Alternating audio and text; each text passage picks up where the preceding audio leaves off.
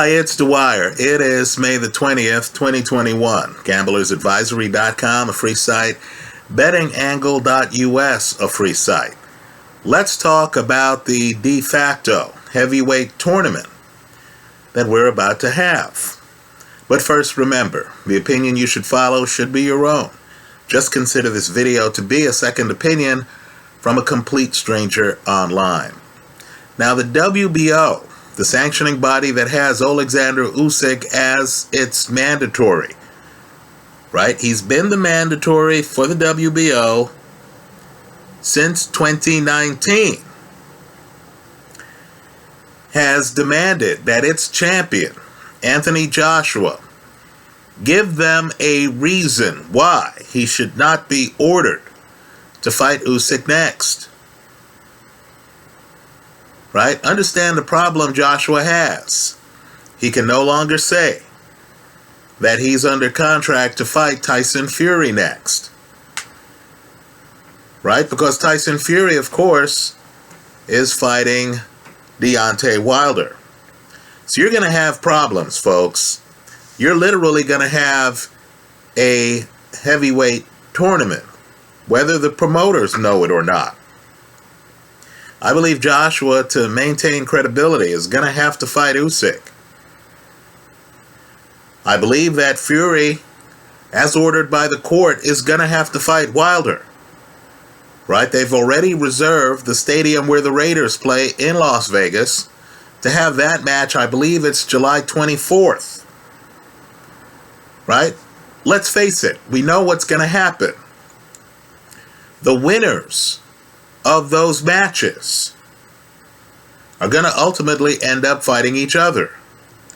That's the way free markets work, right? The fans want to see the best. If Usyk beats Joshua, the fans are going to want to see Usyk against the winner of Fury Wilder. Any plans, they could have been the best made plans, to have Fury fight AJ with both getting at least $75 million are going to go out the window. Let's talk about the fights. First, let's talk about the AJ Usyk fight. You know, I know many people are viewing AJ as being back in the saddle. He won the Andy Ruiz rematch. We're forgetting the fact that he still doesn't have an edge on Ruiz in terms of career matchup, right? Ruiz is 1-1. AJ is 1-1.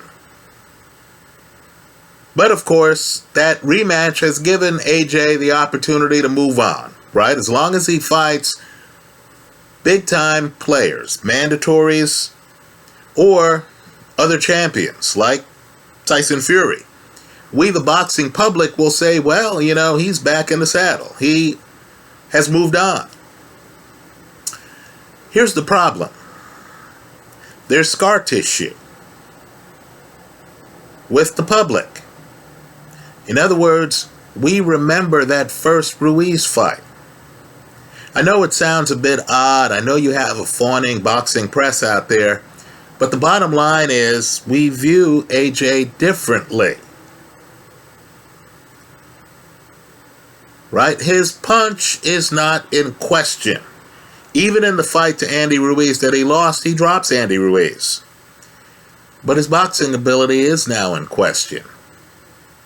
And now we're hearing that his trainer, the guy he was looking at when he gets off the canvas against Andy Ruiz, right, McCracken, we're hearing that McCracken is going to be working with other commitments. I believe he's involved with the UK's amateur boxing team and won't be able to give Anthony Joshua his undivided attention. Has anyone figured out that Joshua is about to fight one of the best pure boxers in the entire sport of boxing? Let's look at the Usyk resume. Olympic gold medalist, undisputed cruiserweight champion, unbeaten today. mandatory contender in the heavyweight division since 2019. Right, folks?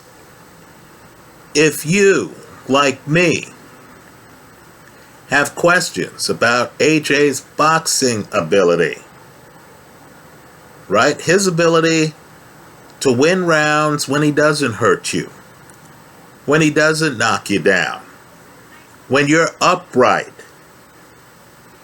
and it's not fighting, it's actually boxing. If you have doubts about the reasoning behind AJ letting Kubrat Pulev back in the fight, right? Subscribers here know I question AJ so much at times that I pick Pulev to pull the upset. Right? AJ proved me wrong. The way he did so, of course, was by knocking Pulev down. Let's remember, Pulev gets off the canvas, he's semi-conscious, and somehow is able to box his way back in the match. If you're wondering whether that would happen, if AJ was a little bit more confident in his boxing skills, was a little savvier in his boxing skills, then you have to wonder what's going to happen in this fight. I know the public disagrees with me, and that's fine. Right? But Derek Chisora, a guy who brings the heat in the first 40% of a fight, a guy who is so relentless that he tires himself out by the halfway point of the fight, in my opinion, was a tougher opponent for Alexander Usyk than the more cautious, the more measured Anthony Joshua. Because against Derek Chisora, Usyk didn't have room to operate. He understood he needed to move. He didn't have time to set up a shop, set up a pocket, and show us, hey, I'm more mobile than this guy. I'm slicker than this guy. Folks, he's going to have that time against Anthony Joshua. Right? Let me say this too. Joshua's a different fighter in the Andy Ruiz rematch. Joshua's moving away from Andy Ruiz. Andy came in bloated. Andy doesn't have a lot of foot speed. He has the fastest hands in the heavyweight division. He doesn't have the fastest feet in the heavyweight division. Well, guess what? Usyk can move. Right? That takes the Joshua strategy in the Ruiz rematch off the table. You know what? Joshua also has been working on his jab. Right? Can we agree that that jab is still a work in progress? Do you think against a mobile, former undisputed cruiserweight champion that Joshua's jab is going to land with any kind of regularity? I don't. Joshua does have an excellent left hook. I'll give him credit on the left hook. But you and I know he can't throw it that often because he gets tired. You and I know a deeper truth. He doesn't trust himself when he gets tired. You noticed everything was going right for him in the Kubrat Pulev fight. Revisit that fight. Everything's going right. Kubrat Pulev, the older opponent, has been dropped. Right? Is so beaten up, he's turning his back to Anthony Joshua. Big no-no in boxing. Right? But you understood that Joshua had thrown a number of punches. So then you notice that Joshua then comes out and against a beaten up older opponent is hesitant to continue to throw a lot of punches. Folks, the person who doesn't trust Anthony Joshua's stamina is Anthony Joshua. Now he's going to fight Usyk. who's going to force him to move. Right? Isn't the knock on Usyk the idea that he might not be strong enough to be a heavyweight? That he was moving away from Derek Chisora. That he couldn't stop Derek Chisora. Well, understand, when you're the mandatory and you're fighting the champ, we're going to view that fight differently. Right? If Usyk against Joshua makes it to the second half of the fight, and if Joshua hasn't significantly slowed down Usyk, knocked him down, have him looking like Kubrat Pulev looked, then we're going to be watching the fight and we're going to think, wow, Usyk is still in this? Right, folks, I'm just telling you. I know Joshua is very popular. Canelo level popularity. But deep down, no one roots for Goliath when he's up against the David. If you see a guy who is viewed as an underdog, now understand how preposterous that is. Usyk, unbeaten, Olympic gold medalist. He even has a gold medal like Joshua, right? Is still unbeaten, went to the UK, destroyed Tony Bellew. That's one of the few fights where at the end of the fight you were thinking to yourself, wow, is Tony okay? Is Tony going to be able to speak in sentences? Well, of course, this is that rare moment where a guy who would be viewed as Goliath in other contexts, right? Cruiserweight fight. You could imagine Usyk, we'd be saying, oh, he's Goliath, right? This is that rare fight where he's viewed as David, right? The problem with being AJ is that at a certain point, you can't make your fans happy. The expectations become too big. Right? I'm telling you, Canelo is almost at that point. We've given Canelo a bit of a pass because Canelo has come up to 168 from lower weight classes. Right? So we're saying, oh, gee, Canelo at 168, and he's taking on Callum Smith. Right? There's going to come a time where people are going to reevaluate, where Canelo is going to look like Goliath. And fans are going to start to rebel. Folks, I'm just telling you, in boxing, it always happens. We'll root for a guy on the way up. But if he gets too high up, we'll then start throwing darts at him. Right? So, I feel this AJ Usyk fight has red flags all over it. Right? All over it. AJ, in recent fights, right, hasn't looked dominant against a skilled boxer. Let's remember, Andy Ruiz, as out of shape as he was in the rematch, goes the distance in the rematch. He's completely lucid at the end of 12 rounds. Right? Kubrat Pulev isn't as lucky, but Kubrat Pulev gets dropped early. What's he doing lingering for several rounds? Right? In neither of those performances would you look at AJ and say, my goodness, that was masterful. Right? The opening is there for Alexander Usyk. Let's also talk about the ages. And it's a big problem when you're talking about having guys step aside for other fights. You're Usyk. You've been the mandatory since 2019. You're now in your mid-30s. Why would you step aside? For anyone. Right? Think it through. You know, this is even a best-case scenario for him. Because rather than have Joshua fight Fury, get stripped of the WBO title, and then have Usyk have to fight Joe Joyce to get the title. So hardcore boxing fans would say, you know, He got the title, were he to beat Joe Joyce, but he did so without beating the champion, right? He did so without beating AJ.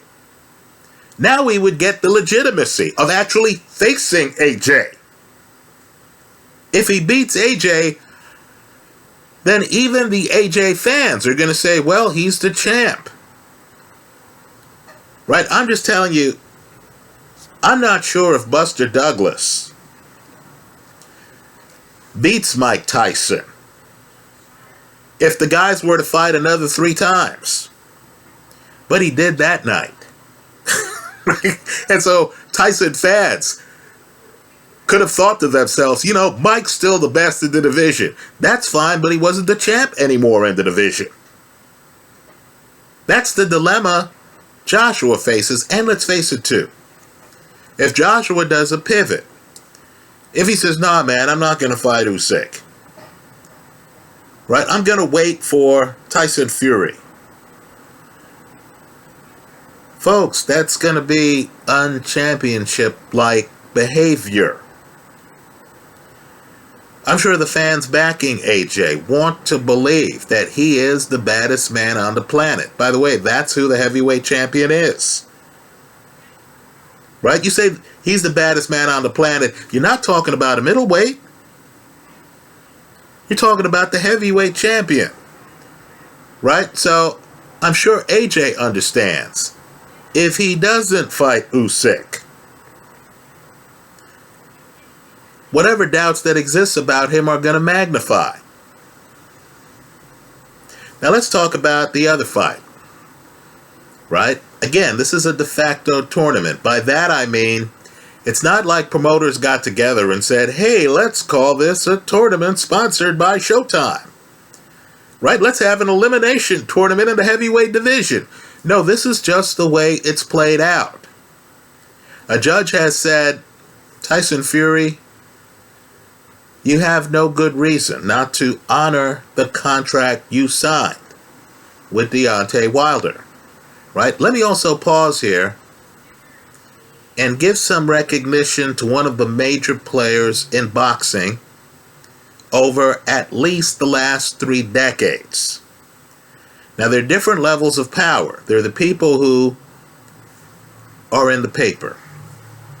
You hear about them.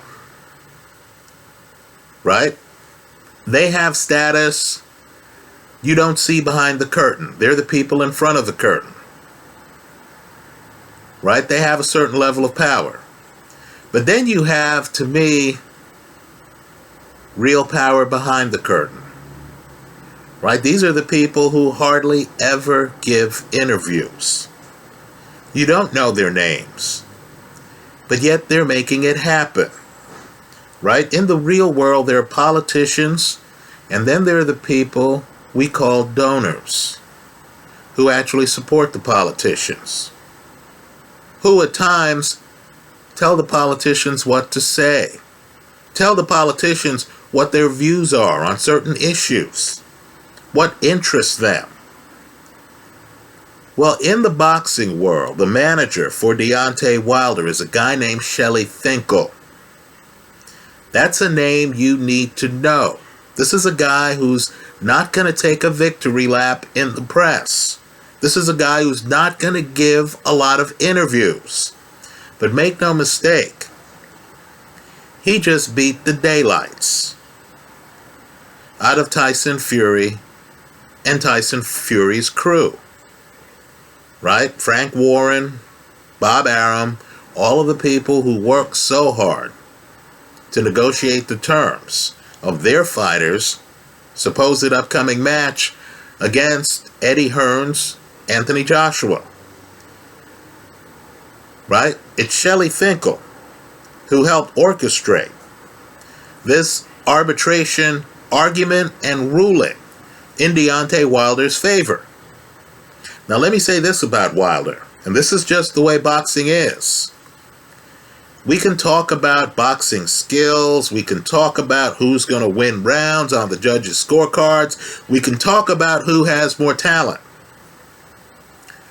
Right? But this is a game where one punch can change everything. right? Let's remember, Jersey Joe Walcott, generations ago, is beating up Rocky Marciano. Beating him up. They get to the 13th round or some round like that. Double check me. And Rocky Marciano, who's well on his way to losing the fight against the fighter he would name the toughest opponent he ever fought against after he retired. Rocky Marciano, while getting beaten up, throws a 6-inch punch. 6 inches. And it ended Jersey Joe's reign. It preserved Marciano's win streak. It gets Marciano the heavyweight title.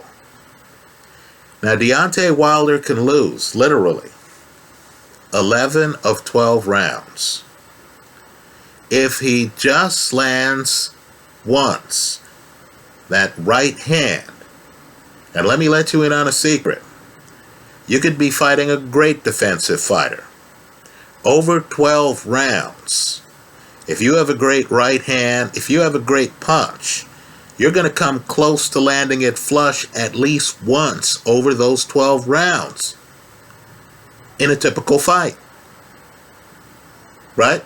Let's remember, Wilder lands that punch and drops Fury in 2 different rounds the first time they fought.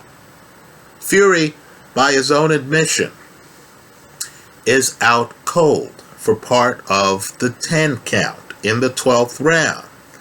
He opens his eyes mid-count and then is able to get up at the count of 9. That's how close Wilder came to beating Fury. Wilder is one Rocky Marciano punch away from putting himself back right in the middle of the heavyweight division. Right now, I see Fury dominating Wilder. I can sit here and tell you I feel Fury, of all of these fighters I've named, is the best. Right? I think Fury is the best heavyweight I've seen in several years. I don't care that Wilder has signed on with Malik Scott as his new trainer. Right? Malik Scott, let's face it, great jab, mover. It's too late for Wilder, who's already in his 30s, to make a decision that he's going to fight Fury on his back foot. Right? Let's be real here. Fury moves better than Wilder. Wilder can come up with whatever new emphasis on the jab that he wants. He'll be playing right up Fury's alley. Right? Fury is a master at movement. Let's also be as blunt as we can here. Sometimes you see a fighter and he's talking a lot of nonsense, and you understand that talking nonsense is part of the sport. Right? Guys are promoting a fight. Guys are saying the craziest things possible. You understand they're selling tickets. You understand they're getting themselves riled up. They're getting their team riled up. They're getting their fans riled up. The fans are caught up in the moment. Fighters will say the craziest things possible. But there's a difference between that kind of crazy, in my opinion, and the kind of stuff that Wilder was saying after he lost to Fury in the rematch. Right? Let's talk about the idea of paranoia. Right? You mean to tell me that a fighter is crazy enough to believe that in a televised fight where there are thousands of people in the arena, this is before COVID, there are hundreds of thousands of people watching the pay-per-view event? You mean to tell me a fighter thinks that a trainer that he's had for several fights, a trainer who's been part of his championship run, his team, may have drugged him? What's going on there? What about this one? A fighter who gets dropped, then is getting pummeled, right? Literally pummeled, is getting hit with shots and stuff like that, is upset that his corner waved off the fight. Okay, fine. Right? Some guys believe, look, you're going to have to carry me out of the ring. I'm a warrior. I'm going to fight to the end. Okay, I understand that warrior spirit. But wow, what I want you to do is to go back and look at Wilder's comments. He seemed to feel that the decision to stop the fight was part of some conspiracy. Some kind of effort to stop him. Now, maybe I'd buy that if he were Tyson Fury in the fight. If I saw Wilder knock down Fury, and I see Wilder punishing Fury, and suddenly Wilder's own corner says, hey, we're pulling the fight, I would understand. If Wilder said, hey man, what's up with this? Folks are stabbing me in the back, not giving me a chance to win. But that's not what happened. Wilder was the guy getting pummeled. Wilder was the guy bleeding out of an ear. Wilder was the guy getting shellacked. So, I believe the question has to be asked, right? Mental health is part of life, right? You've had some boxers who've had some mental health problems. Is Wilder mentally ready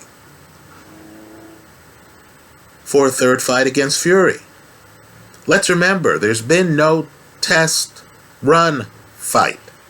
He hasn't fought anyone since losing to Fury. Understand the significance of that loss, too. Wilder entered the ring unbeaten. That's his first loss. A lot of guys have a hard time with that. Up until that point, they've been special. They've been invincible. Now suddenly, Wilder has a loss. And guess what? His next fight is against the guy who just beat the daylights out of him. We don't even have to talk about the scorecards for that fight. Because without even keeping score, you knew watching that fight that Fury was having a field day on Deontay Wilder. Let me just tell you, when the fight ended, I remember my first thought was, whew,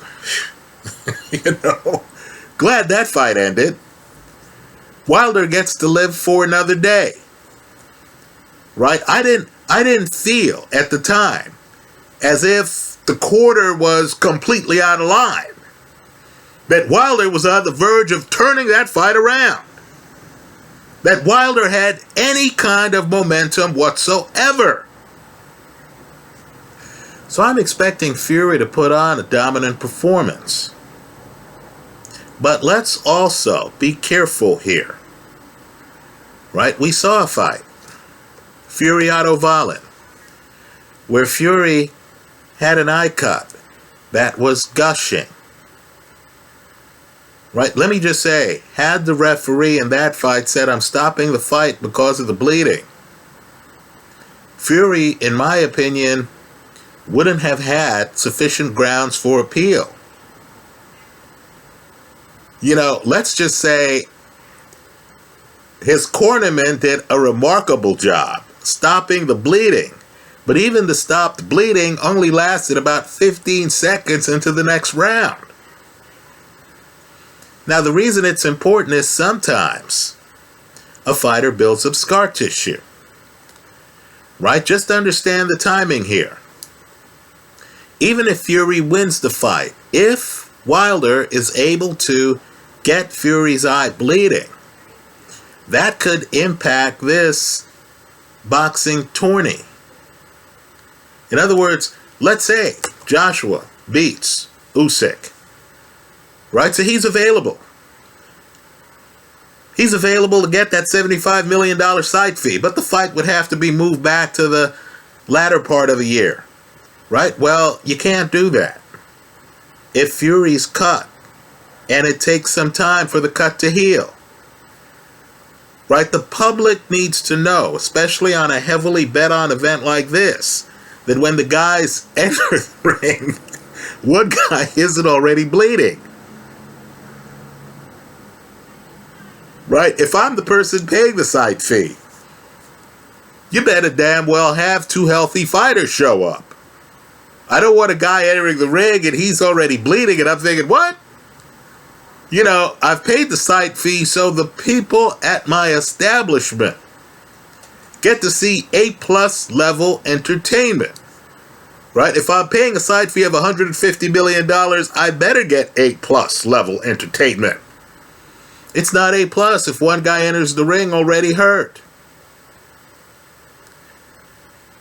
In any event, I expect Fury to dominate Wilder again. I'll be surprised if that fight goes the distance. I'm expecting Fury to be aggressive, to win that fight by stoppage. I think the first fight set the tone. I thought Fury won the first fight, only to get ripped off by the judges. I get the feeling against this opponent, Tyson Fury wants to leave, no doubt. Right? The Joshua Usyk fight. Because there's the folklore out there that Usyk is too weak for the heavyweight division. That Derek Chisora roughed up Usyk, who was lucky to leave the ring with the win. Right? I read some article where David Haye was saying that Usyk's own corner told him they thought their guy lost the fight. I believe that's a profit-making opportunity. I'm expecting AJ to be overrated for that fight. Part of my betting portfolio is going to be on Usyk. I'm guessing I'm going to get at least a plus 250 or a plus 300 on Usyk. What I want the boxing press to do is to interview people like Maris Breedis, people who Usyk fought, Glowacki, people who Usyk fought at Cruiser, and just ask them, hey, you're getting a plus 300 on Alexander Usyk. Is that the side of the bet you're going to bet on? I'm guessing the old cruisers are all going to say, of course. Usyk as an underdog, sign me up. Right? I believe that side of the aisle is going to offer competitive value. Let me close by saying this too. Fighters need to realize that the future is always uncertain. I'm not going to point fingers here, but there was a moment in time when there was an opportunity for a big fight. Not Fury Joshua, but Wilder Joshua. Right? Those two guys could have fought each other. I believe most fans would have viewed the winner of that fight as the heavyweight champion of the world. Right? A lot of questions could have been put to bed. You know the rest. We got caught up in some conversation on whether 40% was enough for the challenger, whether there was a challenger in a unification fight, right? Whether if one guy crossed the ocean and fought in the other guy's backyard, he was entitled to 50% and stuff like that. The guys argued over what was obviously, in hindsight, minutia. Right? Lennox Lewis came out and said, hey man, just make it 60-40 and be done with it. Right? Get this fight happening. Because he understood, when you wait, these fights have expiration dates. Now Deontay Wilder has to beat a superior fighter, Tyson Fury, to get back to where he was. Now Anthony Joshua has to face an unbeaten Olympic gold medalist who was undisputed at cruiser and who already destroyed Tony Bellew, who beat David Haye twice, just to get back to where he was. Now suddenly you have Tyson Fury and Usyk in the mix. In other words, if history ever gets back to a point where the two baddest men on the planet are Deontay Wilder and Anthony Joshua, let's hope they have the common sense to sign the dotted line, to make the fight happen, right? Arguing over percentage points when the fight is going to already net you at least 8 figures is foolish. Anyway, that's how I see it. Let me hear from you. I hope you leave your comments and your predictions in the comment section of this YouTube video. Thanks for stopping by.